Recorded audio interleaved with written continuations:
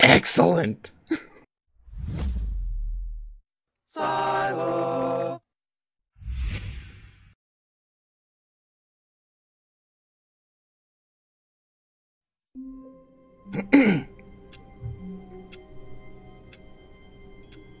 Oh, did we win?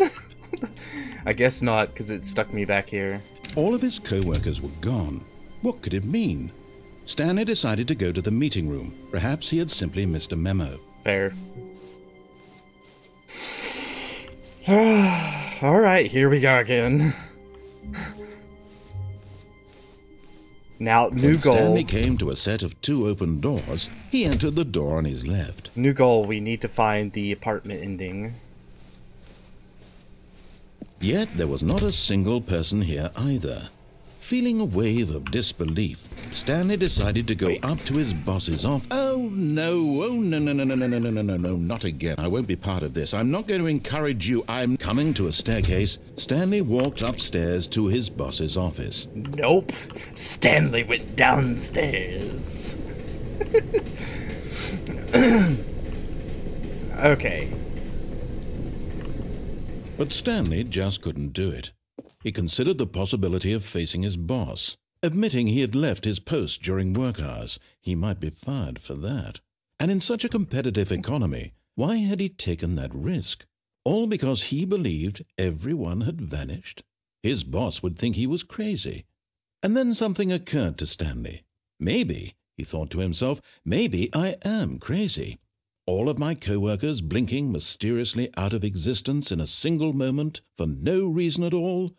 None of it made any logical sense. Doesn't matter. And as Stanley pondered this, he began to make other strange observations. For example, why couldn't he see his feet when he looked down? Why did doors close automatically behind him wherever he went? And for that matter, these rooms were starting to look pretty familiar. Were they simply repeating? No, Stanley said to himself, this is all too strange. This can't be real. And at last, he came to the conclusion that had been on the tip of his tongue. He just hadn't found the words for it. I'm dreaming, he yelled. This is all a dream. Totally. Oh, what a relief Stanley felt to have finally found an answer, an explanation. His co-workers weren't actually gone. He wasn't going to lose his job. He wasn't crazy after all. And he thought to himself, I suppose I'll wake up soon.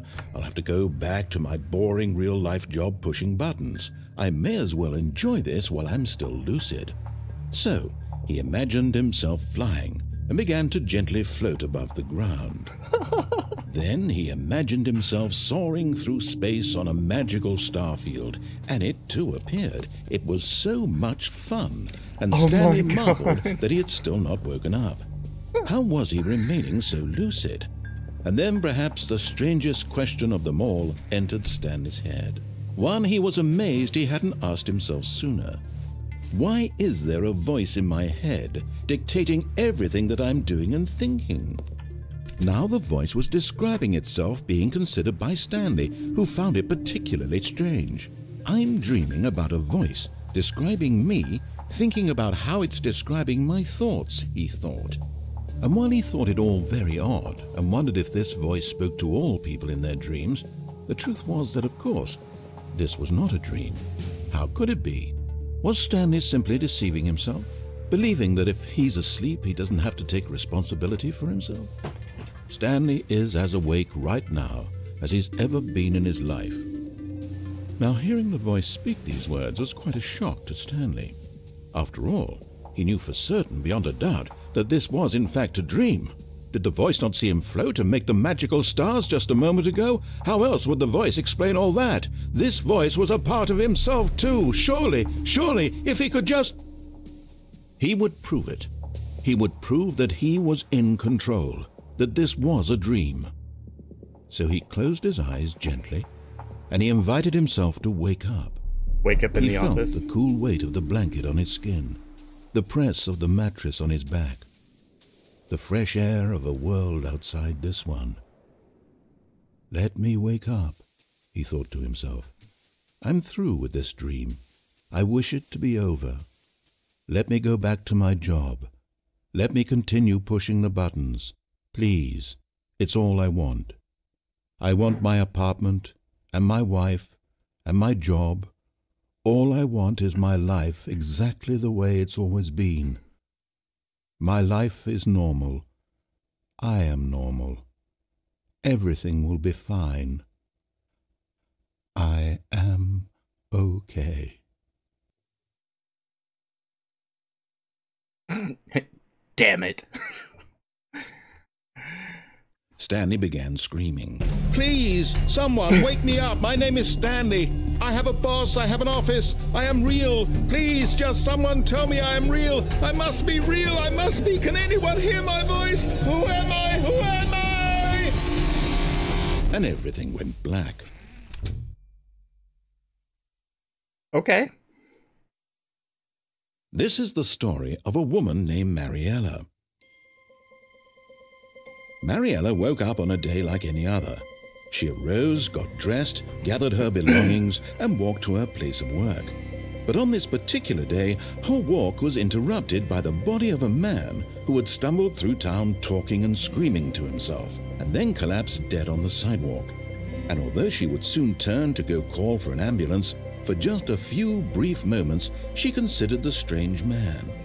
He was obviously crazy, this much she knew. Everyone knows what crazy people look like.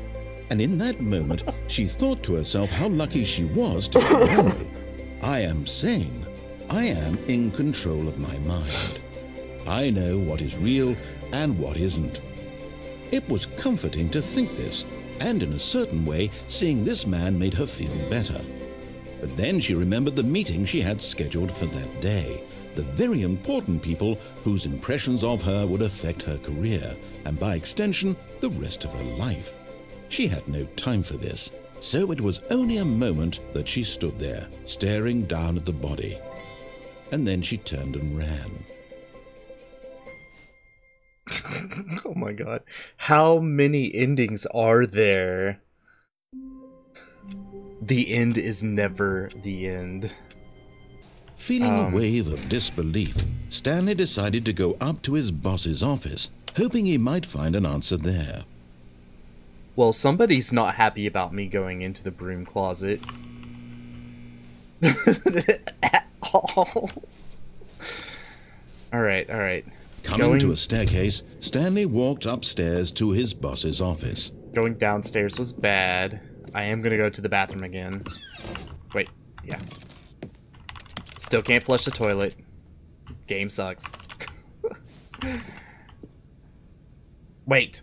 To be rich? Is it a crime? To commit crimes, isn't it rich? What a life it would be to have to pick just one. What? Okay.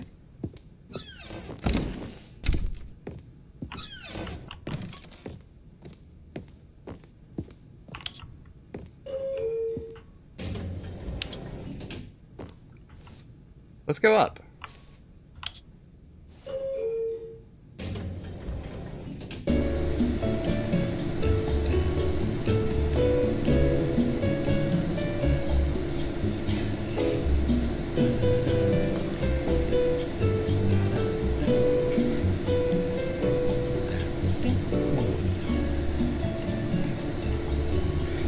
The narrator is singing.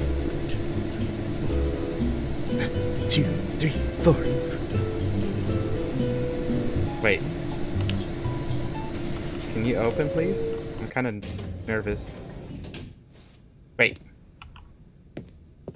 Wait, what?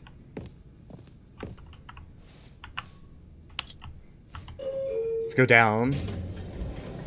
I totally came in here again because I wanted to listen to him sing his happy little song.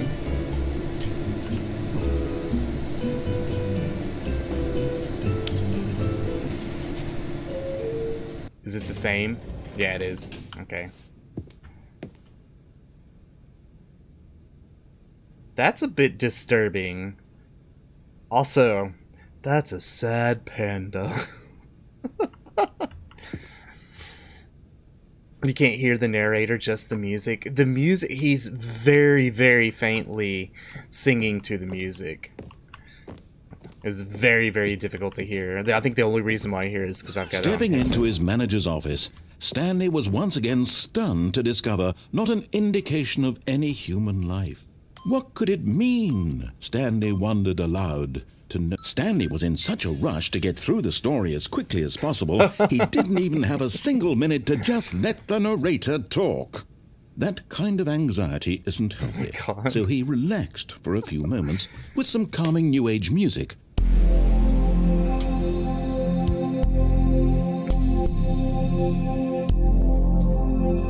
The sass in this is amazing. Amazing. Feeling soothed and rejuvenated, Stanley calmly walked forward into the opened passageway. Okay. Part of me really wonders if we go up and down the elevator a few times,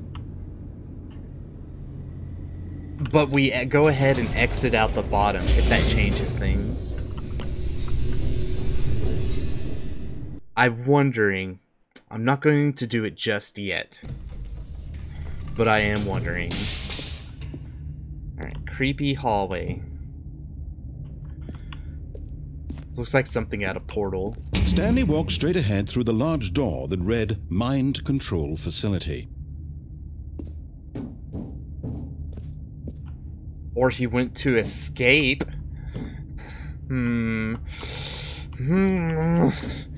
I want my escape.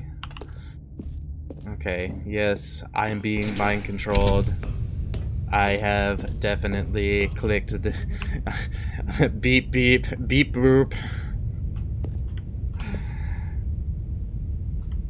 A big freaking button just for that.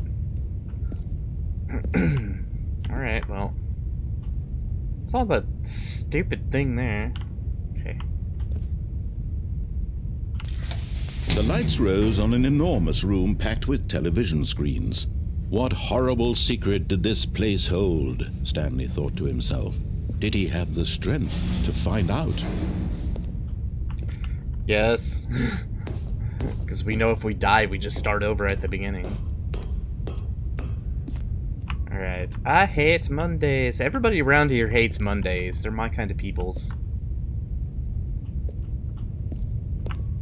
Oh. Now the monitors jumped to life, their true nature revealed. Each bore the number of an employee in the building. Stanley's co-workers. I missed mine. The lives of so many individuals reduced to images on a screen, and Stanley, one of them, eternally monitored in this place where freedom meant 427, 427, 427. I am right there. Alright. Next time we, like, start over, I have to remember to check out that corner to see if I'm actually being observed. I'm curious now.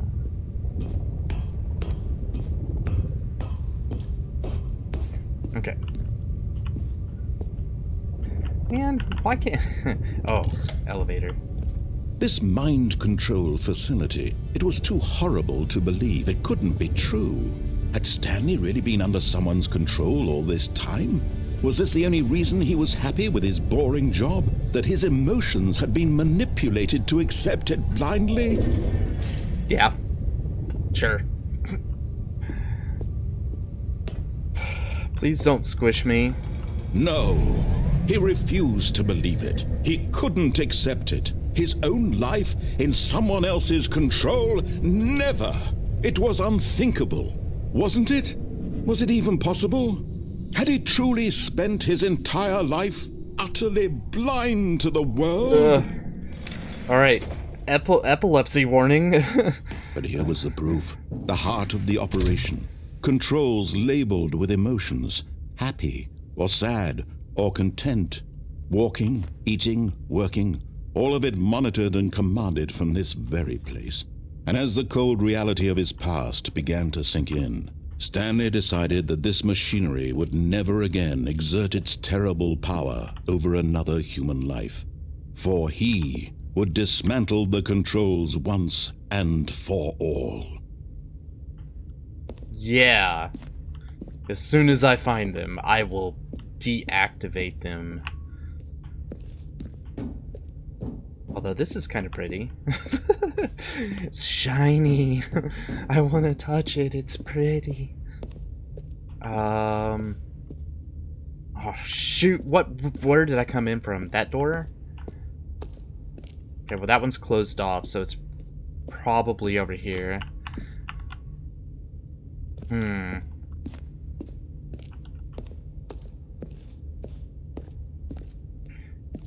Oh, you know, it's probably the big shiny button, right? Wait.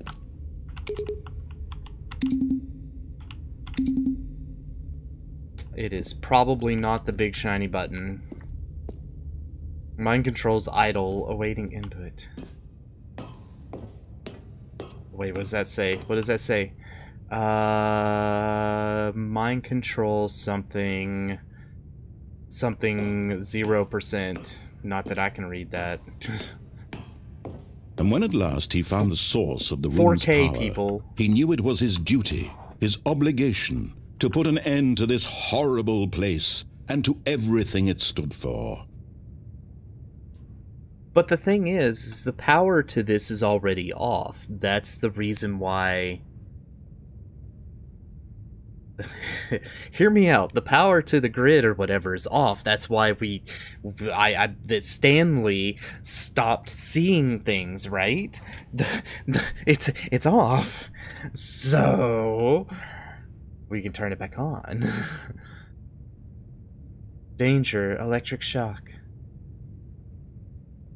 Oh, it's on standby. Okay. Is that what it says over there? Again, 4K people. Why can't you... big mind control facility, you need to invest in something other than computer stuff and backslashes. Whoops. Oh, Stanley, you didn't just activate the controls, did you? After they kept you enslaved all these years, you go and you try to take control of the machine for yourself. Is that what you wanted? Control? Oh, Stanley... I applaud your effort, I really do. But you need to understand, there's only so much that machine can do. You were supposed to let it go, turn the controls off, and leave. If you want to throw my story off track, you're going to have to do much better than that. I'm afraid you don't have nearly the power you think you do. For example, and I believe you'll find this pertinent, Stanley suddenly realized he had just initiated the network's emergency detonation system. In the event that this machine is activated without proper DNA identification, nuclear detonators are said to explode, eliminating the entire complex. How long until detonation then? Let's say, now. 2 minutes. Ah, now this is making things a little more fun, isn't it, Stanley? It's your time to shine. You are the star. It's your story now. Shape it to your heart's desires. Oh, this is much better than what I had in mind. What a shame we have so little time left to enjoy it. Mere moments until the bomb goes off. But what precious moments each one of them is. More time to talk about you, about me, where we're going, what all this means. I barely know where to start. What's that? You'd like to know where your co-workers are? A moment of solace before you're obliterated? All right, I'm in a good mood. You're gonna die anyway. I'll tell you exactly what happened to them. I erased them. I turned off the machine. I set you free. Of course, that was merely in this instance of the story. Sometimes when I tell it, I simply let you sit there in your office forever, pushing buttons endlessly and then dying alone. Other times, I let the office sink into the ground, swallowing everyone inside, or I let it burn to a crisp. I have to say this, though, this version of events has been rather amusing. Watching you try to make sense of everything and take back the control wrested away from you, it's quite rich. I almost hate to see it go. But I'm sure whatever I come up with on the next go-around will be even better. My goodness, only 34 seconds left. But I'm enjoying this so much. You know what? To hell with it. I'm going to put some extra time on the clock. Why not? These are precious additional seconds, Stanley. time doesn't grow on trees. Oh dear me, what's the matter, Stanley? Is it that you have no idea where you're going or what you're supposed to be doing right now? Or did you just assume when you saw that timer that something in this room was capable of turning it off? Absolutely. I mean, look at you. Running from button to button, screen to screen, clicking on every little thing in this room. These numbered buttons, no, these colored ones. Or maybe this big red button, or this door. Everything, anything, something here will save me. Why would you think that, Stanley? That this video game can be beaten? Won? Solved? Do you have any idea what your purpose in this place is?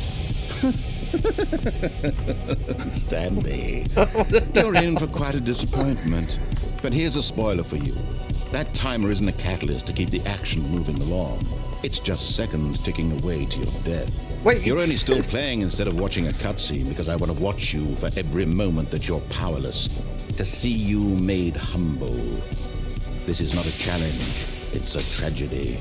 You wanted to control this world, that's fine. But I'm going to destroy it first, so you can't. Aww.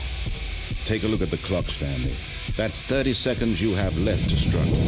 30 seconds until a big boom and then nothing. No ending here, just you being blown to pieces. Will you cling desperately to your frail life, or will you let it go peacefully? Another choice. Make it count, or don't. It's all the same to me, all a part of the joke. And believe me, I will be laughing at every second of your inevitable life from the moment we fade in until the moment I say, happily ever up.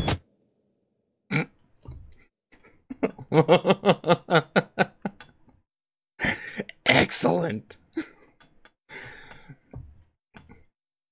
Okay. So the camera was in a corner, right? It was in a corner, but I don't know exactly which corner. But I don't see a camera, so they did a good job with it. Okay?